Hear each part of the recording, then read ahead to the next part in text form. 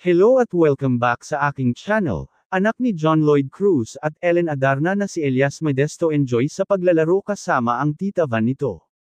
Sa social media, ipinakita ni Van ang nakakatuwa na ganap nila ni Elias kung saan pansin na sila pa ay naglaro.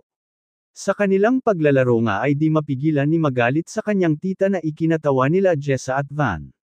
Saad kasi ni Elias, "Tita Van, you're wasting my time."